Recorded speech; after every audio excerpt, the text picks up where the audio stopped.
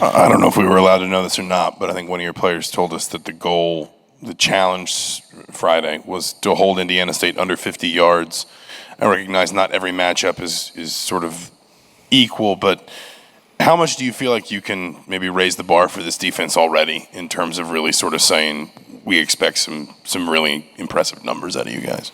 Yeah, I don't make a yardage goal. That's not one of our things that we do. I want to see our guys play as hard as they possibly can and do their job at max capacity. So I don't say, hey, this is a declaration, So that's not a thing that I focus on. I'm a process guy, not a results guy. Obviously, results matter, right? It's about winning football games and playing really good defense that can win games. But it's about the process to me. Can we elevate? Yes. Is there an even higher level to us on defense? Yes, there is. So we reward the things that our guys have done really well, but we point out this is where we have to be better. So that's been a big focus of ours. What were your immediate takeaways from Friday night's game in terms of your guys' unit? I mean, when you put the film on, what'd you come away thinking? Yeah, I think coming out, the effort was what I expected it to be at a high level. I do think we stepped off the gas at one point and didn't play to our standard, and the expectation is our standard all the time, so we're very critical of that. It's not about who the opponent is. It's about us every single week. I said no different than Ohio State or Indiana State, or here we are playing Louisville. It's about us every single week, and again, honor the good. Here's the things we have to get better, and there's plenty of coachable moments in that game. Matt, obviously with Louisville, you have a coach in Jeff Brom who not only is new to there, but he coached in this league recently. From a coordinator point of view, I know the film from the 2 Louisville games is paramount, but do you also look back at some of the stuff he did at Purdue? Can that be fool's gold a little bit? How does the mechanics of that work? Yeah, I think he's been very successful calling plays throughout his career. Everybody knows that. He has a system that he believes in. So that was, start no different than in the summertime of you're studying your first couple opponents and you're saying, okay, what is the system, right? And there's obviously familiarity in this building with the system from numerous games. The study of that is important, but it's also about personnel too. What do guys do best? So who are the people at Louisville and how do they function best? So that's a big part of it too. So you have a background of, okay, from a system standpoint, then you also know, okay, how does this personnel featured? Right here. Nicholas Schumer's a 6th-year senior who's really impressed so far. How is his ceiling and how far can he take it? Yeah, Nick's done a great job. He's a guy that, I say this all the time from the press box during games. Sometimes you could tell the guys that are battle tested, right? That especially in early games, this guy's a young guy making maybe young guy mistakes, or this guy's a veteran who has a veteran presence. Nick has a veteran presence. You could tell that he's played significant snaps before, obviously at Stanford. So he's elevated his game every day in the way that he competes. He's physical. He has length. You saw his, range to be able to go intercept the pass like he did, but you've also seen him mix it up in the, perimeter run support and edge control and things like that. So, pleased with Nick and expect him to continue. Hey, Coach.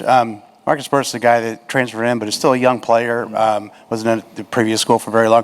What have you seen from him since you guys kind of came in at the same time? And, how good do you think he can be? I think Marcus will be really special. He has position flexibility to be able to play inside and outside because he has athleticism and size, and he practices really hard. And I think you're starting to see that transition to the games. The sack that he had was probably somebody else's sack initially, but he just kept fighting through and was the guy that downed the ball, So to me, his game, is going to have a big time future, and it's the way that he practiced. And this last week of practice, busting his butt like crazy. It was awesome. We hear all the time about self-evaluation, whether it's players, staffers, whoever.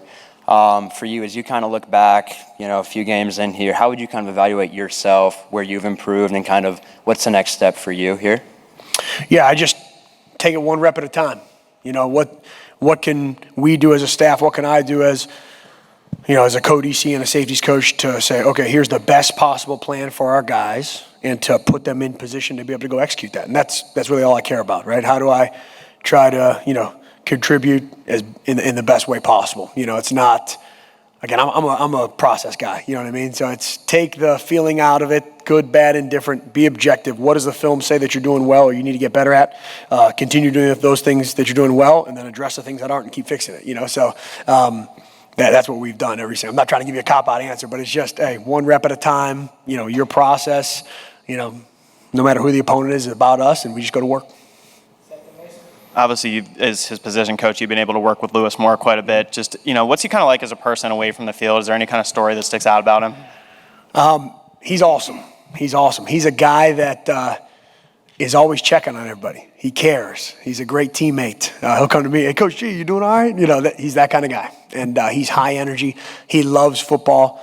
He's passionate about being here and doing that. I think something that sticks out is he has an offensive background, right? So I think some of the plays he's able to make from a range standpoint or reading, keying, diagnosing, I think that helps him because of his offensive background. But to me, he's impressed from a physicality standpoint and communicating and being a leader at a safety position.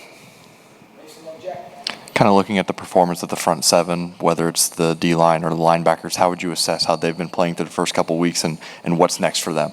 Yeah, Dave, we challenged them early on. It all starts up front. You guys have heard me say that before. It all starts up front. We challenged them early on, and I think for our first 2 weeks, they've taken that challenge.